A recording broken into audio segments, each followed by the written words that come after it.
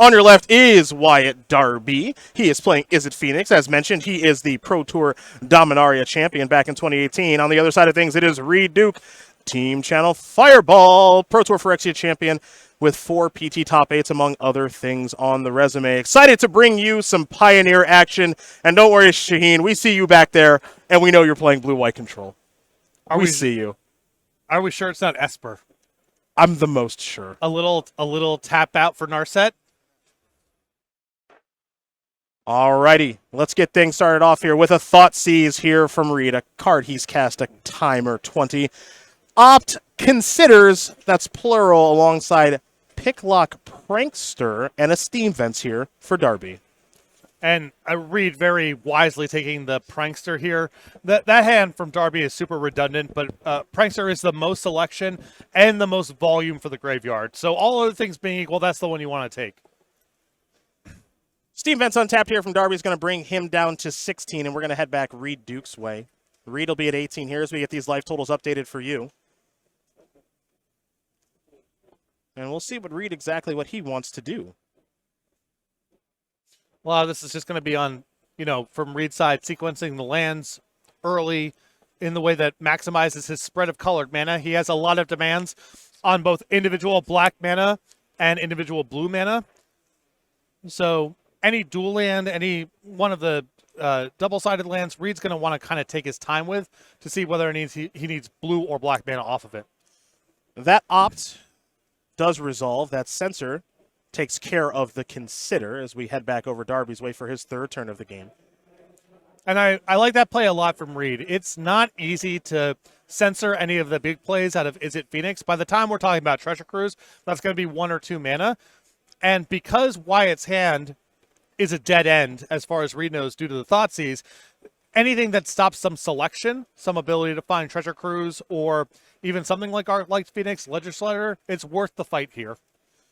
A consider there from Darby on main phase is all that we saw before, just playing a land and passing the turn back over to Reid for his 3rd turn of the game. Reid's going to start by tapping 2 mana. He's going to cycle a Shark Typhoon. Might be on the hunt for a land here. And he found one.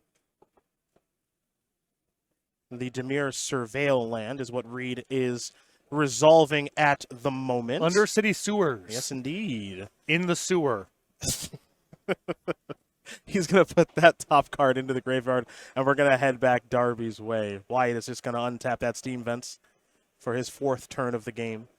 And kick things off with a Treasure Cruise, which we'll be resolving. So, 1, 2, and 3 cards coming here for the Pro Tour Dominaria champion. Our first of what I think will be many Treasure Cruises here this weekend, partner. But this is not that bad for Reid. It's worth noting in Game 1, Wyatt has a lot of dead cards.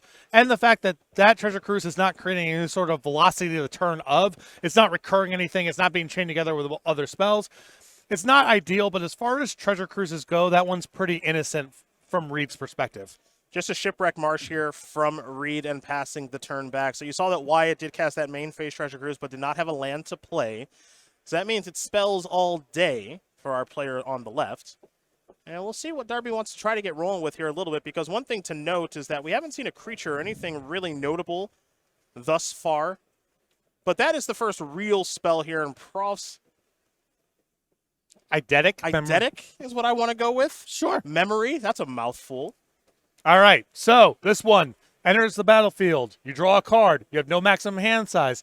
At the start of combat on your turn, you can put X+1/+1 counters on target creature, where X is equal to all the cards you draw on this turn -1. So it's good with creatures and card drawing. Does this deck do that? More or less. Okay, Ledger Shredder is going to be the first play here to kick things off. Let's see what the follow-up here is from Darby. It's going to be a Fiery Impulse, so this is... Just trying to do anything. Times are tough. Darby correctly, wisely identifying that these Fiery Impulses are not going to be very good Game 1. Mm-hmm. And a Surveil gives them a loot. It triggers Prof, so, making the best out of a bad situation. Profs will put a counter on that Ledger Shredder. Now it's up to a 3/5.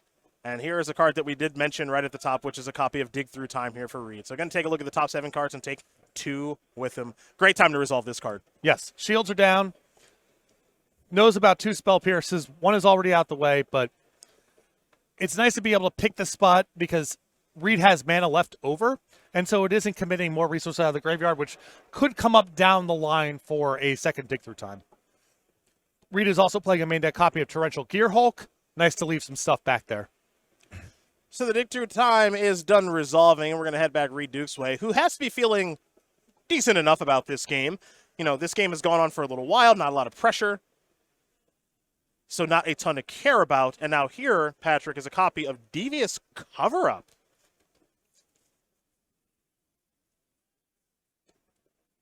And Wyatt's going to want to take a look at that one, too. Yeah, Deadly Cover-Up, pardon me.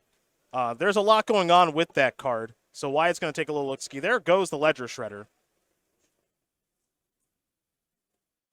And you see the 5 mana.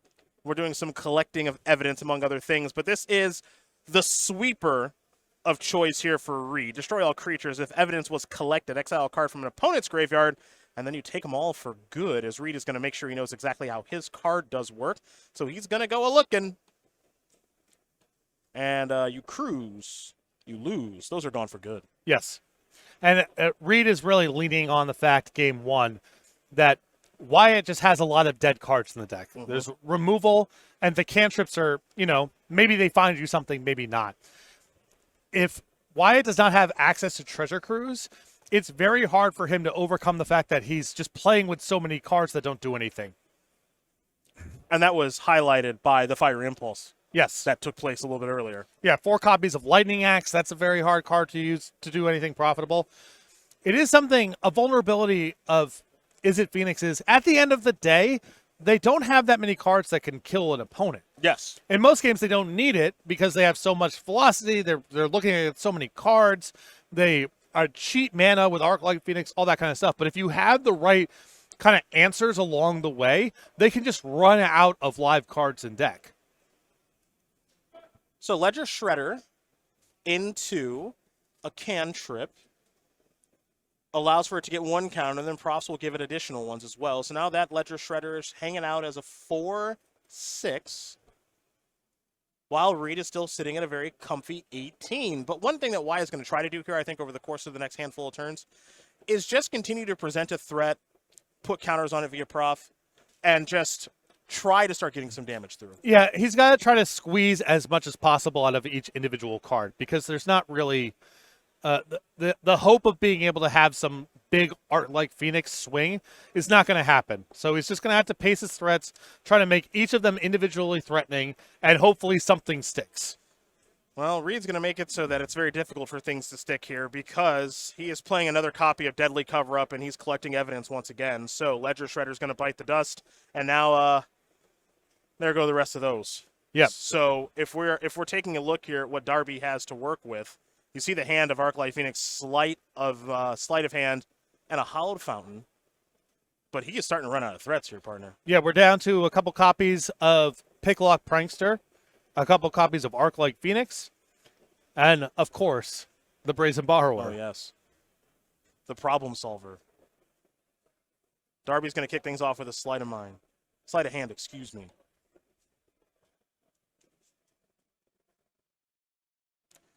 Take a look at those 2 cards. One's going to come with them. Other one's headed to the bottom, so that's done resolving. Next will be a Hallowed Fountain that enters the battlefield untapped. So Darby down to 14. And now there's the Hardcast Arclight Phoenix. And in for 3 comes the Bird. Remember, sleight of hand does not draw a card, so it does not work with the memory. Reid play. Hello. Hello. We don't mind a little pandering here. Absolutely, Reid. Job well done. Deduce. I'm a clue token today. Okay. You see they were still selling those things over at the prize wall? I did. No royalties, huh? Not yet. You keep me out of business for 5 years, and then I come back and you're selling these tokens? Yeah, here we go. Here's a Shark Typhoon. You'll probably be the Shark token. Come on now. Yep. I'm ready to block that Phoenix, by the way. I'm here. So noteworthy about that previous turn, you see a hollowed found out of Wyatt's deck, White in here for sideboard cards. What that means significantly here is that he is playing no copies of the blue creature land, which most Is It Phoenix lists have 2 or 3 copies of, reducing the threat count even further. Yep. Now, I like this little white splash here for Wyatt. We're going to get to that when we get to the sideboards, of course, but now we'll head back Reid's way. He sacrificed me to draw a card. I hope it was helpful, Reid, as we do head back to the Pro Tour Phyrexia champion, who's got a nice little stranglehold on this game insofar as not a lot to be scared of. Yes. And Shark Typhoon on the battlefield just means any spell is, Not great. Oh. We going to dig? Is it time to dig? Okay. Deluge instead. Good enough. Yeah, make a 4/4 shark. There he is! I knew it! I knew it! Let's go! Let's go! Reid, I don't mind a little pandering, my friend. I appreciate it. It's a lightning axe, discarding a hollowed fountain. You died. That's okay. A tough death. I took 2 cards with me. Good job by you. Most people don't go out with that level of dignity. Reid going to resolve Deluge. Going to take a look at the top 4 cards. 2 coming with him. And I could be back. I think we're still before blocks. I think so, too. Reid is going to go a reach-in. Wouldn't be a bad time for maybe a fatal push, since it does have Revolt, so that'll take care of the Phoenix. You're just a 1/1 now. That's okay. I appreciate it all the same. And now it'll be deduce once again. Dude, we are taking over this battlefield. I know. Reid came ready. So are we just going to have Reid on all 18 rounds? Can we just do that now? Wouldn't mind. Yeah. Wouldn't mind. Clue token. I'm a 2/2. You're a 1/1. I'm bigger than you. Uh-huh. Look. Well, you are. I know. It's just the right thematic. In for 3 comes Duke. Looks like Darby's going to fall down to 11. We're going to head back Wyatt's way. He's in trouble this game. Resolve Shark Typhoon on the battlefield. All the mana in the world up here for Reid. Not sure how Wyatt can play through. And it's a great Dimir control game here because what is Wyatt losing to? It's the sum of everything. It's not one individual card. It's not, some sort of, ooh, yeah. Boo! No, well, Huey, the last shark token, even bigger than you. True. So Reid is keeping the thematic in play there. Job well done. Yeah, just surgically picked apart all of Wyatt's threats, left Wyatt with really no way to win the game. Would have gotten decked if it played out over the long timeline, and Wyatt happy to pick up the cards and go to game 2. Well, game 2 is where we're going to head here in just a moment as Reid Duke wins game number 1 here over Wyatt Darby in Washington, D.C. Dimir Control up a game over Is It Phoenix. And now it's time to take a look at the sideboards here of both players and see what they are working with. We'll start with Wyatt Darby on the left. He's got 3 copies of Wear Tear, 2 Crackling Drakes, 2 Mystical Dispute, 2 Negates, an Aether Gust, an Ashiok Dream Render, and a Red Cap Melee. Patrick, what are we thinking on that side? I'm definitely into the Crackling Drakes, just more threats, and with Reid exiling so many cards, likely to be very, very big. The Mystical Dispute's very efficient in this matchup. I like the Negates, too. They are a little bit cumbersome in terms of mana, but having a couple hard counters with Reid's deck being this spell heavy and this expensive spell heavy, I think makes a lot of sense. On Reid's side of things is 3 copies of Chrome Host Seed Shark, 3 Path of Peril, 2 Kalidas, Trader of Get, 2 Narset, Parter of Veils, Aether Gust of his own, a Go Blank, an additional copy of Thoughtseize. So no clear superstars in here. I think the 2 copies of Narset are probably pretty strong at a baseline. It does put Reid under more pressure to answer threats early on to protect the Planeswalker, but you can get your money's worth just by activating it one time. I think Kalidas is also a possibility here. Not the easiest thing for Wyatt to remove if you assume that he's getting lightning axes out of his deck, and it's something that evades all the sideboard cards here. Mystical Dispute, Negate obviously don't work. It can race Crackling Drake, so I think that's a possibility too. Those are the options for our 2 players, and game number 2 will be underway here in just a moment, but it's now time for everyone's favorite part of the show. It's time for an ad read. Haven't done one of these in a little while. The Magic Spotlight Series has been announced by Wizards of the Coast, and Star City Games will be hosting the first one next year in one of our favorite cities, Atlanta. Yeah, we're back January 3rd through 5th. You can find out more information over at starcitygames.com/SEGCon. It's an open tournament. $50,000 in prizes, and it will be standard featuring Foundations, the new standard legal set that will be legal for 5 years. So a set that would be very valuable to collect and get the staples of if you are planning on playing standard. Again, that's January 3rd through the 5th, and you can find more information over at starcgames.com/SEGCon. Looking forward to Foundations and its impact on Magic. Pretty interesting little product there. I know we're going to talk about it a little more during the show, but nothing that they've really tried before. Something that's going to be legal, I think they said, for 5 years? Yeah, well, they've had this long history with trying to get the core sets right. And part of it is, well, they're only legal for a year or 2, or 3, depending on what era of time, but not all that long. And most of the time, someone walking into an LGS is going to want to buy whatever the newest expansion is. They're going to want Duskmourn or Bloomburrow. It's kind of hard to justify buying those cards at the end of the day. But there is a need or a desire to have a, core set kind of set in the ecosystem. So let's try making this legal for 5 years is a way to solve the problem. We are underway here in game number 2. It'll be a Spire Bluff Canal into a Judge Call. You know what? We're all rusty. We are so bad. We're all rusty. Yeah. This is wonderful. Yeah. Wonderful. So Wyatt immediately calls a judge. We're going to find out what the judge call is for.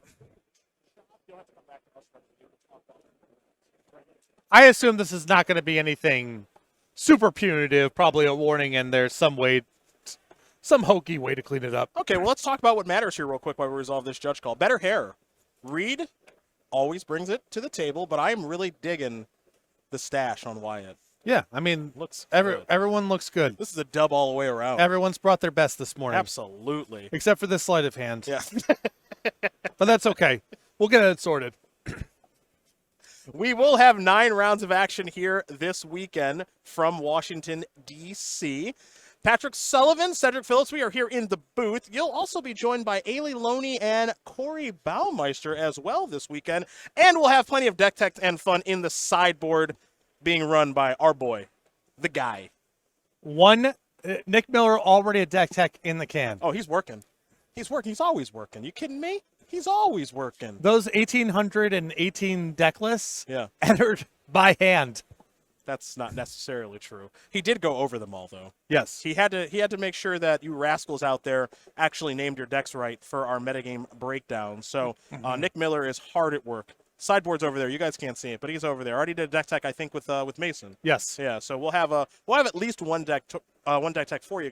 Over the course of the weekend. For now, we're gonna let these players get these judge calls sorted out, and we will talk about this matchup between Izzet Phoenix and Dimir Control a little bit more. As I mentioned as we were previewing the match, I can't imagine Reid submitting Dimir Control for the weekend without having a good matchup against Izzet Phoenix, and it looked like he did just fine in game 1. Yeah, that was on the draw, and you saw just spot removal, card drawing, taking advantage of the fact that Izzet Phoenix really only has so many cards that they can win the game with, and if you break up their synergies, if you break up the engine, there's just not a lot of meat left over to win, especially with Wyatt playing a third color and no manlands.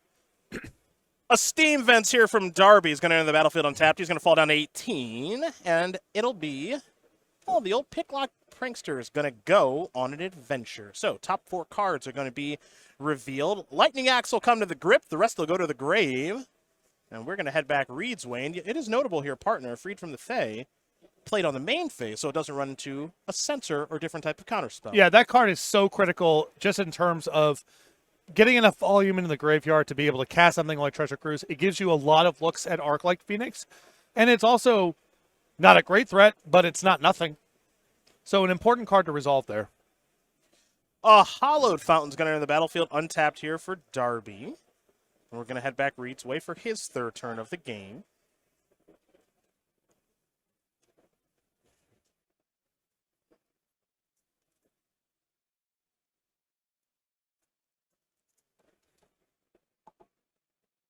That'll be a Shipwreck Marsh before Reid passes the turn back. Brazen Borrower on the end step here from Darby. Let's see how Reid wants to try to manage this thing.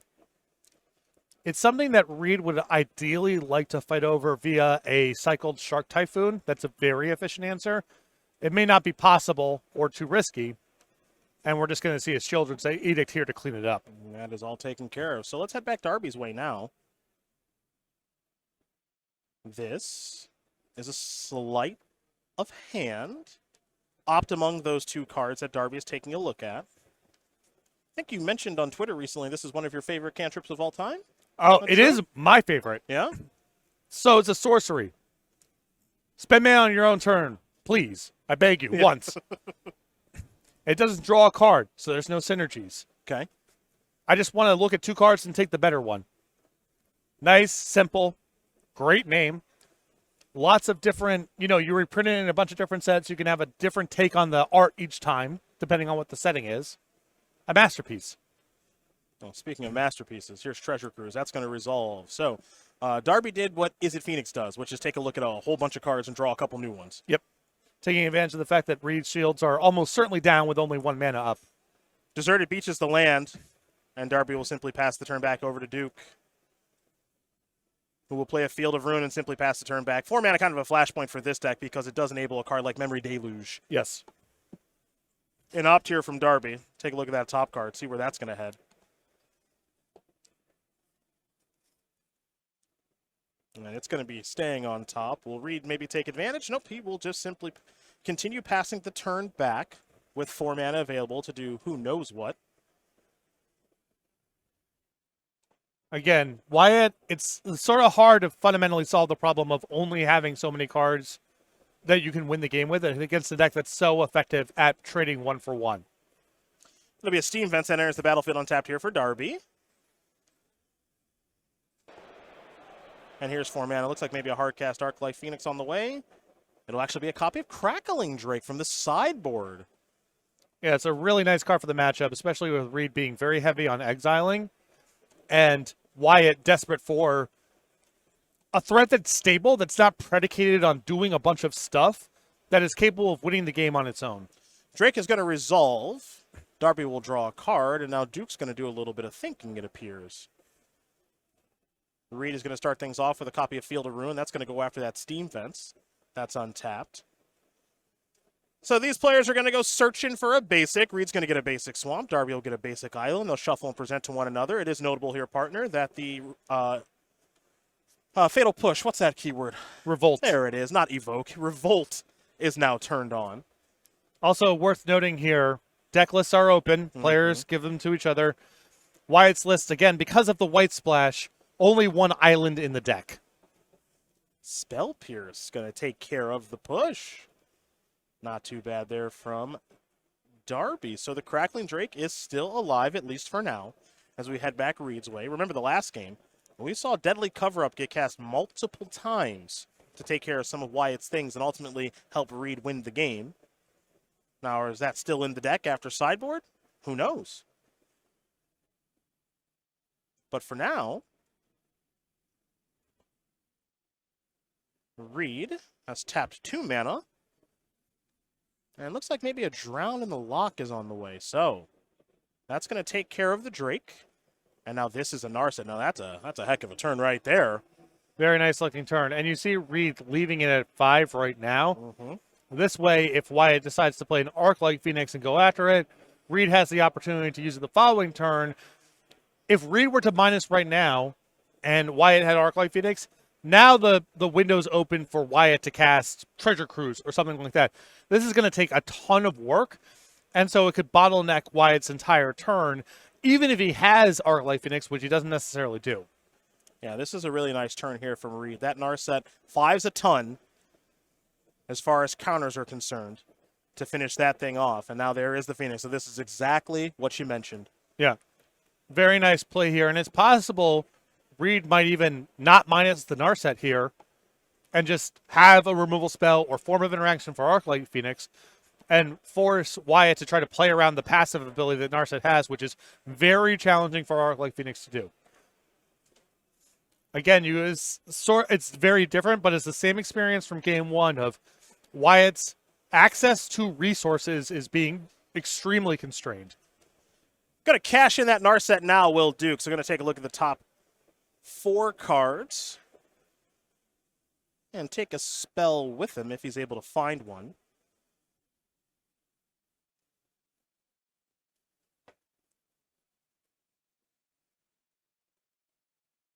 So Reid consulting the grip and consulting the cards here. from Narset before making a selection, and it looks like it's going to be Thoughtseize. Negate among those cards that are going to the bottom, and now Reid's going to lead things off with his newfound discard spell. So Darby's hand, a couple copies of Lightning Axe, 2 copies of Treasure Cruise, and it looks like 2 copies of Picklock Prankster as well. Not a bad little hand there from Darby. It's not, but how do you convert this stuff into material that can win the game? Mm-hmm. These are all individually very strong cards, but Wyatt is still constrained by just which cards are capable of dealing damage. Yes, indeed. Also interesting here that Wyatt here has left in at least some copies of Lightning Axe, showing a respect for Kalidas. If we get to a game 3, it's going to be interesting to see if Reid just cuts bait with it or is still willing to try it if he has it in the first place. Well, the aforementioned deadly cover-up is back, and the evidence has been collected. So, Arclight Phoenix, see you later. Reid says Treasure Cruise, you're out of here. And now Wyatt's hand looks a whole lot worse. He's going to get some draws off of the exiling of the Treasure Cruises in hand, but it's still on Reid's path. This is still kind of the game plan here of you're going to run out of cards that are of significance. You have a couple blank looks at some creatures. You better hope that they're there, because your cantrips don't amount to anything unless they can find a creature. Your removal spells don't really matter. No way to convert extra mana into anything, so at huge risk of flooding out. Now, you mentioned that Wyatt gets to draw a couple of cards because of the text on Deadly Cover-Up, negate among those cards. But we haven't really, over the course of this match, seen Izzet Phoenix really operate in the way that we're used to, which is a couple of spells, get Phoenix from the graveyard, kind of do all of that stuff. It's been a couple of modest games here from Darby. Absolutely, and I like the decision to go after Treasure Cruise there, in part because, well, you're killing Arclight Phoenix. Typically, you want to exile that thing if possible. But Treasure Cruise is the easiest path towards chaining a bunch of spells together. You get 3 fresh looks at whatever. Even if Wyatt is able to assemble a path to get Arclight Phoenix back this turn, without Treasure Cruise, every removal spell is just, it's more and more pushing the boulder uphill. It's hard to keep firing back in. So it looks like Wyatt's going to be able to pull it off this turn. But even if Reid has a non-exiling form of removal, it's not trivial for Wyatt to get back the following turn. So here comes the Phoenix from the graveyard. Duke's going to fall down to 15, and now Darby is going to play a Hallowed Fountain untapped for the negate that he actually found, that Reid does not know about. And we will continue on. So 15-12 in favor of Duke. Not under the most pressure in the world, but Darby actually finally has something going on. Yeah, some ability to fight back, Yes. which is nice. But Reid can reasonably put Wyatt on negate. I doubt Reid would play in a way that gives that card a lot of leverage if he can avoid it, because Wyatt's looked at so many fresh cards between the Treasure Cruises getting exiled and replaced and all the cantrips that Darby played last turn. It'll just be a Watery Grave tapped as we head back over Wyatt Darby's way. And he's already reaching for some mana here. So there is the memory. We saw this in game number 1 to some effect. It is a way of making each individual threat very significant. Yep. And this is a card that, dare I say, has become stock in Phoenix? Like, not a ton of copies, but 1 or 2. I see 1 or 2 in almost all lists. Yep. That Phoenix will get a counter, and now, the Picklock Prankster is no longer on an adventure. It'll just be hardcast, and you see Darby has once again left up that 2 mana, and if it wasn't clear last turn, the negate, it's extremely clear now. Yes. Right? Because you could have played another copy of Picklock Prankster or who knows what, and there is the aforementioned negate taking care of the dig through time. So now we're going to head back Duke's way. Does Duke have a big play now that the shields are down?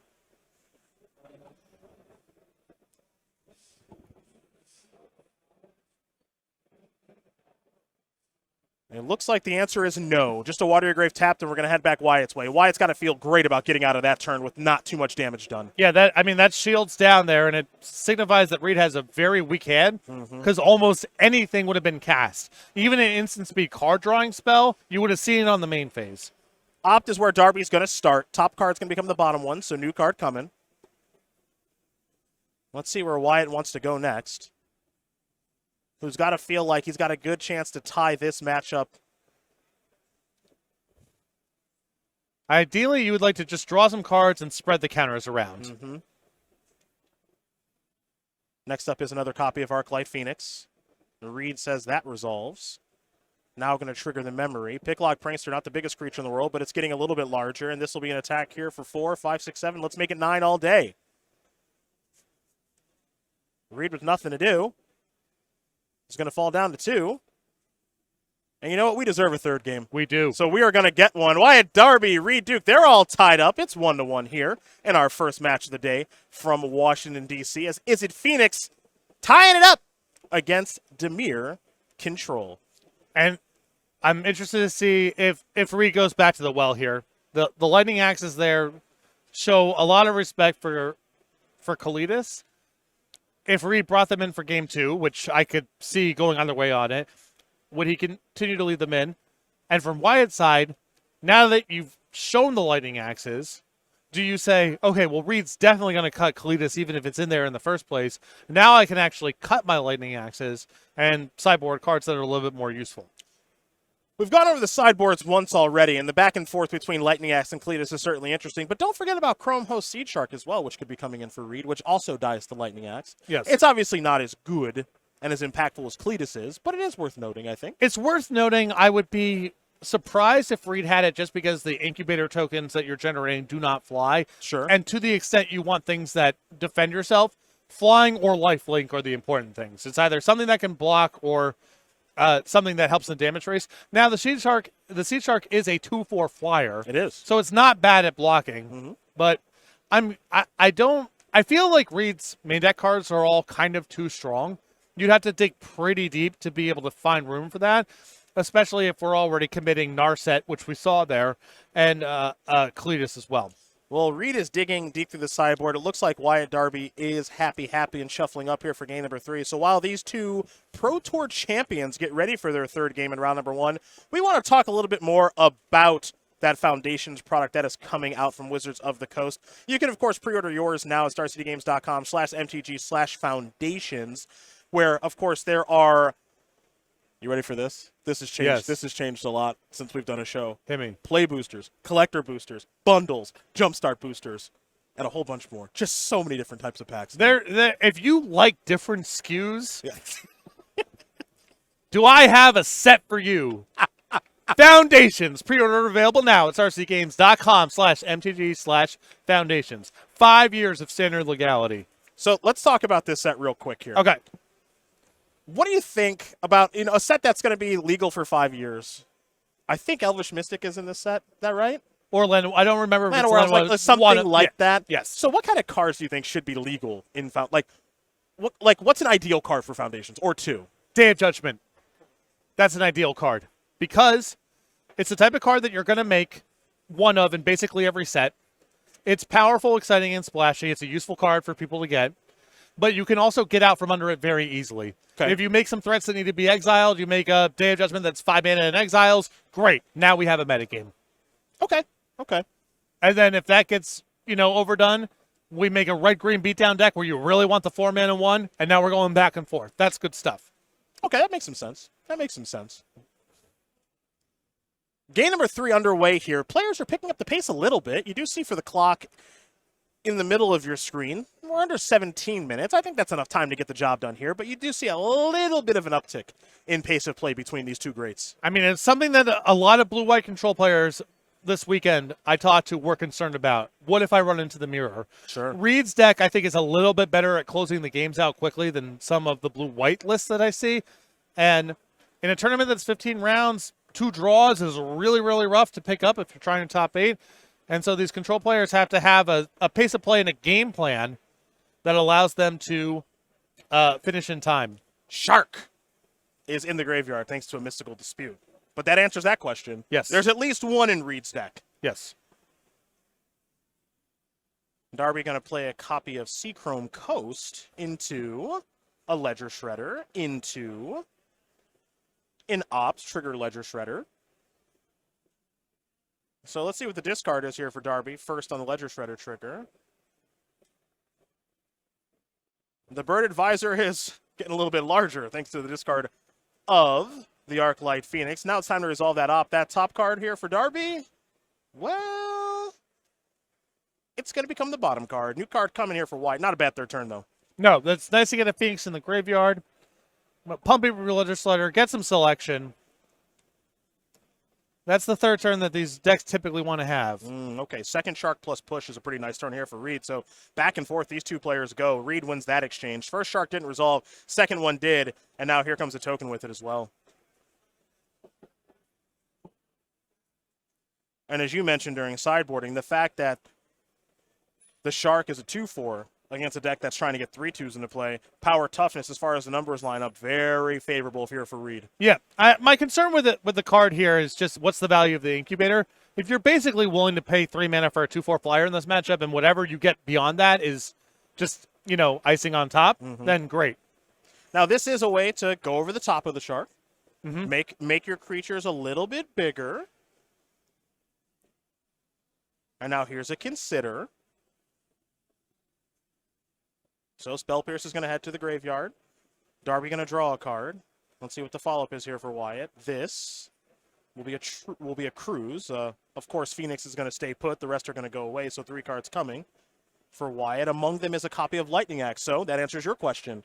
Going to leave him in, going to take him out. The answer is certainly leave him in. Looks like Wyatt might have 7 cards or so in hand, but maximum hand size does not matter right now because of the powerful enchantment that's on the battlefield. So now we head over to Reid Duke.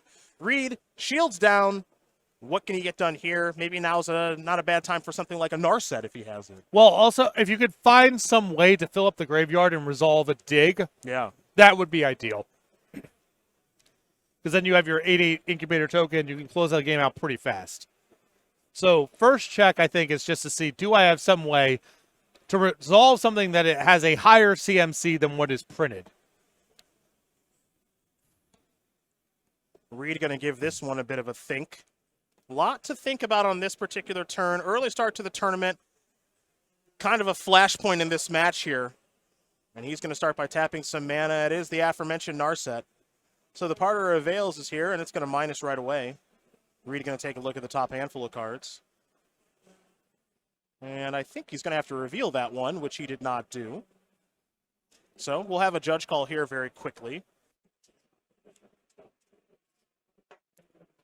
See, like I said, rust everywhere. Yes. Rusty in the booth. Fire alarm going off. Little mistake here from Reid, an honest one, of course. Same with Wyatt, game 2. There you go. Sleight of hands. That's right.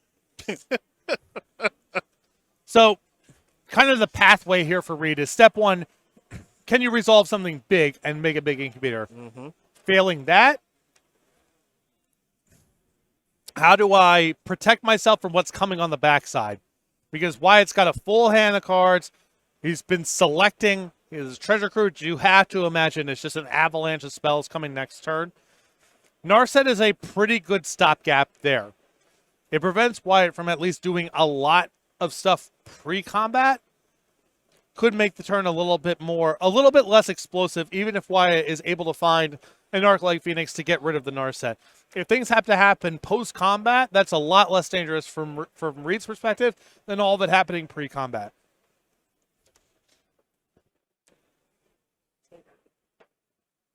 So, while we get this judge call sorted out here, we want to thank everybody for joining us here earlier this morning. Cedric Phillips, Patrick Sullivan. We are here in Washington, D.C. at the Regional Championship, hosted by Star City Games at SCG Con. That's a mouthful, but I got it out. Wyatt Darby on the left, Reid Duke on your right. It's Izzet Phoenix against Dimir Control. Game number 3 is what we are watching here. But I mean, let's talk about the real star of the show here. Dude, Shaheen is back. I mean, Shaheen is back. Try to keep this man away from a tournament in D.C. I know. Where blue-white control is apparently good. Yeah. There's no way. Yeah. I'm going to go. I'm going to check Shaheen's Twitter real quick right now because I know he made a late-night tweet. Now, Shaheen claimed, I don't know, like a year ago, maybe a little less, he retired. Yeah. Yeah. How many times is that? Nonsense. Yeah. Nonsense. So last night, Shaheen, nice 4:30 a.m. wake up tomorrow to drive to SCG DC. Haven't played a game of Pioneer in a couple of years, but it looks like Azorius Control is back to respectable. Perfect timing, end quote. My prediction? You think top 32? How did he qualify for this? I have no idea. I have no idea. I thought he was retired. Yeah, I don't know. You have to qualify for this tournament in advance. Maybe top 64, knocking the rust off a couple of rounds first. Yeah. But Blue-White Control does appear to be good this weekend. It's very heavily played. We'll be going over the metagame over the course of this weekend, I think at the conclusion of this round. It's also on Twitter at Star City Games as well if you want to take a quick look. But this does seem like a good tournament for Sheen, given what he enjoys doing. Well, the deck is very good against one threat, and it's also very good against a bunch of threats. Usually, if Blue-White Control is going to be a powerful deck, it's going to have coverage on those two ends. And you have some counters in the Wandering Emperor, which is very strong against individual things. And then you have Supreme Verdict, which is clean up. Settle the Wreckage as well, that is clean up against a lot of stuff. We've been informed by Nick Miller himself, because Nick knows everything. Yeah. That Sheen qualified in some sort of team event alongside Daryl Errors, among others. Sounds made up, but... Yep. All right, we're going to come back to the booth here real quick because this judge call's taken a hot minute, and we don't want you to stare at the players doing nothing. You get to stare at us instead. Cedric, Patrick, welcome back. Great to have you with us. As mentioned earlier as well, eventually it will not be us. It'll be Ailey Loney probably here, Corey Baumeister probably over there. I am slightly disappointed that Corey's not out there with his camera rig streaming the beatdowns that he'll be giving to people on Twitch. Is that a thing that he... Oh, yeah. Oh, you mean like Magic Online style? No, yeah. So, no, he goes to live events like SCG cons with some sort of camera in tow and streams himself, his backpack streams. That's wild. I did not know this. Yeah. He's normally destroying people with, like, Underworld Breach. I thought you meant streaming, like, oh, I'm playing in a Magic Online event. No. He just brings a rig with him? Well, it's just like one camera. He's not bringing, like, a full-blown setup like we have here. It's not a ton. Okay. It's not a ton, but Corey will be joining us, of course, and the wonderful Ailey Loney as well. They'll be taking over for us starting in round number 3. All right, I've been informed that we're clear for takeoff once again, so here we go. Took a minute to get that judge call resolved, but an honest mistake there from Reid, so we do begin play once again. Narset on 3 counters. The Shark, an incubation token that has not been transformed yet, so it's just an egg right now, and now we're heading back Wyatt Darby's way. With a Arclight Phoenix in the graveyard that is certainly looking to come back to play. We got a red pathway and now a Lightning Axe discarding a Seachrome Coast for the additional cost to try to take care of this shark. This might force a little action here from Reid, perhaps. Doesn't look happy about that shark dying. No, because now it opens up a spot where a hard cast Arclight Phoenix could potentially clip the Narset. Mm-hmm. Now that is a risky play from Wyatt's side because with the black mana up, if Reid had Fatal Push, the Revolt's been triggered at this point, and that would be a lot of cards and a lot of mana to not make very much progress. But again, it's very hard for Wyatt to have an explosive turn with that Narset in play. It really cuts off a lot of the deck's best lines. Ooh. That turn's not particularly exciting here from Darby. Just the Lightning Axe to take care of the Shark and just passing the turn back. So perhaps that Narset is causing some problems. It's very likely. Mm-hmm. I mean, you just cannot cast any cantrips into the face of that card. Yep. A Reid is going to reach, and maybe this is something like a Cling to Dust? Oh, yeah. Oh, yeah. Talk to me. Value City. This is a card that Reid has a couple main deck copies of here this weekend. There will be 2 of them.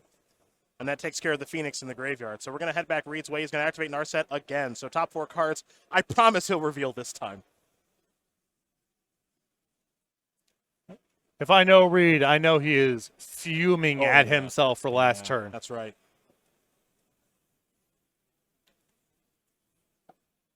I think the degree to which it's a penalty or how severe it is a function of did the card enter your hand or not, and it appeared that it did. Yeah, he placed it right on top. Now it's face up. There we go. Looks like a deduce to me. That'll be entering Reid's hand. And, oh, well, there that is. Ooh. Hello. There is the Kalitas. So you guessed right all the way around. Axis staying in, Kalitas in, Shark in. So this little game of cat and mouse, it's very clear now. Yeah. And this is where things get really tough if you're Darby, because you need another copy of Lightning Axe. Now, this is interesting. This Brazen Borrower can solve the problem of the Narset and start to try to get Wyatt back in the game. And because there's no revolt or anything going on, all taken care of. So, Narset taken care of by the Borrower. Does Wyatt have an answer for the Legendary Vampire? It looks like the answer right now is no. You can theoretically race Kalitas with memory and drawing cards, but that's a tough way to do it. And now any removal spell from Reid creates a zombie, creates a larger threat. It gets out of Lightning Axe range. The one Brazen Borrower is already committed at this point, so you don't have to worry about it getting bounced. Oh, boy. So Wyatt's spot here is tenuous. It was about to get worse. Head is above water, but Reid's entering a stage where all of his live draws become very good. Narset gets hit by the timely negate there from Darby. And now Wyatt is going to reach him. So does he have some cantripping to do here? That's the big question. There's a land. That's a lot of those. That's 7 mana here for Darby. And now you cruise your way back into this thing. So, Delve away 4 cards. Is Treasure Cruise going to resolve? The answer is yes. That's pretty big there for Wyatt. Oh, boy, there's another copy of Brazen Borrower and a negate alongside it. Not too bad. Yeah, that's the second Borrower in the board. So, a couple of counters there from the memory.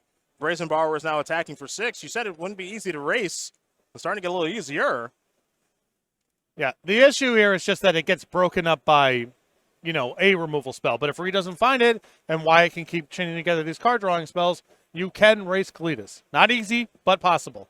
A deduce on the end step is going to yield Reid a card and a clue.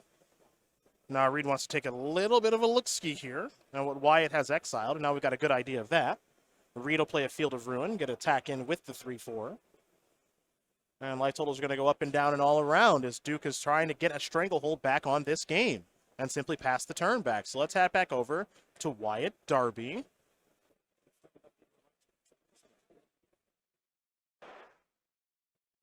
Going to kick things off with a Consider. Take a look at that top card. Let's see where that's headed. Wyatt's going to consult the grip before making a decision here.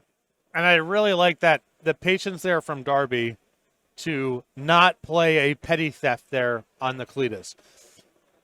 Reid clearly would have used spot removal on the Brazen Borrower by now if possible. If we hit a stage where Reid is forced to use a sweeper to get rid of that Brazen Borrower, then you still have the Brazen Borrower back in hand to interact with things. And Reid would have to lose the Kalitas anyway if that sort of card resolved. Yeah. I think it would have been very... I think a lot of players in that spot would have said, yeah, this Kalitas is a pain in my side. I should just bounce it to try to win this race. I think that's a lot of risk for very little reward, and Wyatt was correct just to say, I'm going to wait a bit on that. Consider is all set. Wyatt would like to trigger the memory, it appears. So another counter on there is going to make it 4. Brazen Borrower is going to attack for 7, or at least try to. Step 1 will be cracking a clue for deduce, which will trigger the revolt on Fatal Push.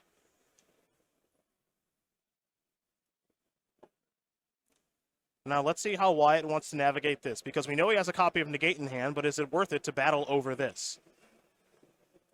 There's a lot of great things to counter, and it's actually going to be a copy of Petty Theft. Yeah, if you do want this Petty Theft to resolve, it makes sense to do it right now, where if Reid wants to fight over it, it's potentially at the expense of the Fatal Push. Okay, so it's Petty Theft first, Negate on Fatal Push second. Okay. And so now, Wyatt wins that battle. And remember, to deploy Kalitas, that's 4 mana on your main phase. Yes. As well. And Reid has some pretty expensive things going on in his deck as far as spells are concerned, so maybe that's not the easiest decision to make. So now it's just going to be a copy of Field of Ruin.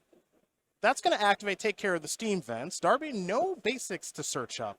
Yeah, this is a function of playing 3 colors here. Is you got to make room for those dual lands somehow. It's come at the expense of the basic lands in the deck, down to 1 island. And again, deck lists are public. Yep. It's known that this is an issue, and so Reid can start using some mana going hunting. Now, it is notable that there is just the 1 island that you mentioned, but that Field of Ruin takes Darby from 3 mana down to 2, not 2 mana down to 1. Which is really critical here to get Darby down to 2 mana, because it means that if Reid can find an answer for the Brazen Borrower that is in play, there is at least a 1-turn reprieve from the second Brazen Borrower that's curling on an adventure. The way that Darby was trying to set things up there was to say, okay, I've got this threat that's lethal. If you play Kalidas, it's no defense against this. And if you find a way to remove the Brazen Borrower, I got another one coming, and maybe with the Memory and cantrips, I can threaten lethal again. Now, all Reid needs to do is answer this 1 Brazen Borrower, and there's a lot of time to find an answer to the second one. Well, there's your first answer. It's a copy of Deadly Cover-Up. Evidence has been collected, and you see just how weak Wyatt Darby's hand is. Just a couple of lands right now. So, Reid, I think he selected Treasure Cruise probably. Yes. To get rid of. Yep. It's not that surprising that Wyatt's hand looks like this, because there was that turn when Reid tapped out where Wyatt was, basically had an open shot to do whatever and did very little. So it's going to need to be a pretty good draw step here from Darby, because that's a heck of a turn there from Reid. Taking care of that 7-power Brazen Borrower, as mentioned. Darby not able to end step play another copy of Brazen Borrower, as you did mention. So I don't want to say advantage Reid. I still think this game is very much up in the air, but Wyatt Darby's hand is not particularly good. What Reid has done on this turn has basically made it impossible for Wyatt to punk him out. Yep. It's not like Reid is out of the woods yet by any stretch, but it would be very hard, especially with Treasure Cruise not in the deck, for Wyatt to chain together some sequence of draw a bunch of cards, play an Arc-like Phoenix, or get out of my graveyard somehow, pump it up with the Memory, you're dead. Wyatt, from this point forward, is basically going to give Reid a main phase to respond to any sort of lethal sequence. So again, that's not a lock by any means. It doesn't mean Reid has this game won, but Wyatt's ability to do something explosive to end the game in one shot, that's pretty much gone at this point. Oh, look at this beatdown. Oh, yeah. An incubation token coming in for 1, going to knock Darby down to 9. Big draw step here for Wyatt. Just 2 lands in hand. Can he do better than that? Well, it's just a copy of Ledger Shredder. And now it's going to be a main phase copy of Brazen Borrower to trigger the Shredder. That's the second spell for the turn. So Darby's going to draw a card and discard a Hallowed Fountain. And he's reaching for mana. Might be a little something else to do here. And it is. So it'll be a copy of Opt. Top card is going to become, it looks like he's thinking about making it the bottom card. Going to consult his Exile Zone real quick. Some of these spots for Darby going forward are going to be a rock and a hard place here, because Darby does need to spin up enough cantrips to make every individual threat show lethal. But if you find something like Negate, it's not like you can just put that at the bottom trivially, because the Negate would be pretty valuable here too. So what do you do when you're looking at cantrip into counterspell? Sure. That's not an easy problem to solve at this stage. Darby thought for a minute there on where he wanted to put those 2 counters from the Memory. Decided ultimately on Brazen Borrower. So Borrower is going to be a 5-3. Shredder is a 1-3. And none of it matters anymore because they are headed to the graveyard. So smell you later. Another deadly cover-up, getting the job done. I was going to say, I do like the idea of putting all the Memory counters on the Brazen Borrower, because it is the hardest thing for Reid to Fatal Push. You see Darby's hand here is a Lightning Axe and a Hallowed Fountain. So Lightning Axe kind of covers the Kalidas problem down the road, but the bigger problem right now for Darby is he's running out of threats again, partner. Yes. If you draw, at this point you have to do something like draw and cast Arc-like Phoenix, and then chain together a load of cantrips without Treasure Cruise in your deck. Very tough stuff.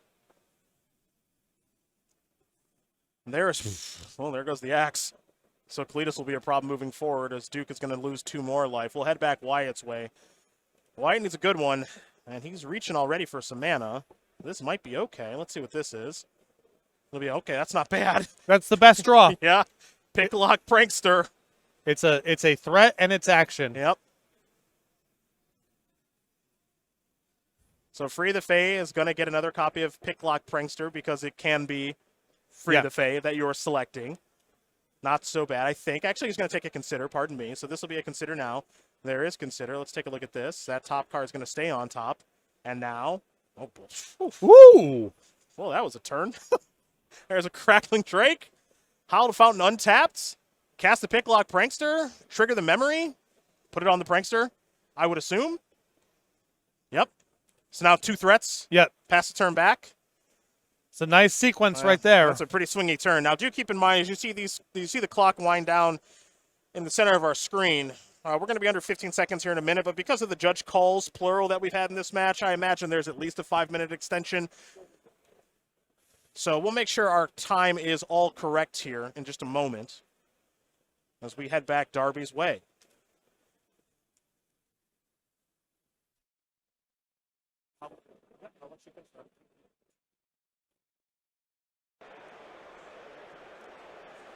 And you see Darby has just acknowledged our table spotter / judge. So we are on turn 0 right now. The extensions and everything else have been added accordingly. So turn 0 will be Wyatt. Turn 0, 2, and 4, pardon me. Turns 1, 3, and 5 will be Reid's. Hell of a first match, huh? Really good stuff. Yeah. Is that another? Man. Another Free the Fae. When you're running good, you're running good. 2 ops. A sleight of hand, and a Hallowed Fountain. Now it'll be an opt here for Darby. Top card, where are you going? Staying.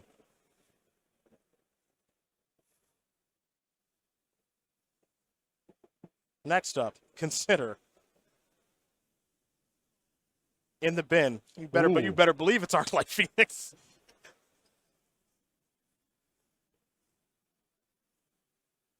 Memory now.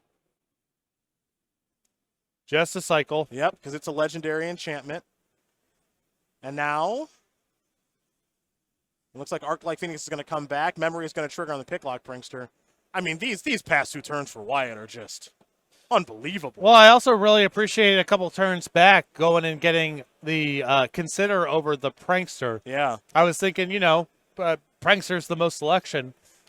Why not take that? But it's Crackling Drake. That's the thing to find. Well, here's a 4/4 Shark token. Draw a card from the cycle. You've got some blocking to do, partner. All right. That's probably best because it prevents lethal. I was hoping to eat that Arclight Phoenix, Dream big. Here's Drown and Lock. Okay. Oh, Mystical Dispute's going to take care of that. So that's 5, 6, 7, 8, 9. I think Reid's going to fall down to 5. Drake's going to trade with you. And now Reid on turn 1. I think he's got 1 card left. It's Kalidas. Ooh, Dig Through Time. It's not a bad draw step. Yeah. And the Kalidas was known, too, so. Not a bad draw step at all here for Reid. Darby's got nothing to complain about, given how no, not at all. Ago, but he knew Reid was, last card in hand was not useful. All right, Reid, let's see what you can do. Take a look at the top 7 with the Pro Tour Phyrexia champion. And he's going to take 2 with him. Fatal Push among them.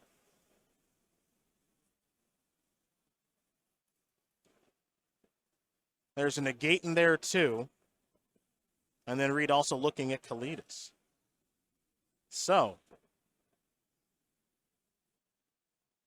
there might actually also be a copy of Deadly Cover-Up. I didn't get a great look. Trust me, we're going to find out in just a moment. Either way. But Dig Through Time, one heck of a draw step there for Duke. That's done resolving. He's tapping 5. Yeah, I think it's a cover-up. Yep, see you later. Collect a little bit of evidence as well.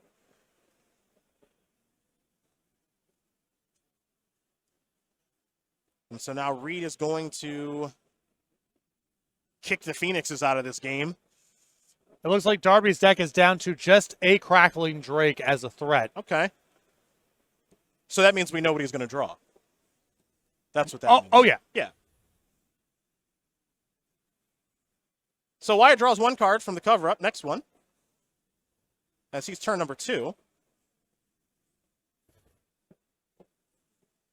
There's the prankster. Looks like that's in there, and Darby's just going to pass the turn back. Turn 3. 5-7. I don't know if either player can win this one. I mean, Darby certainly. Well, I don't know how much card drawing is left in the deck, I guess. Reid, tapping 4. This is Kalidas. Pass the turn back. Darby, turn 4.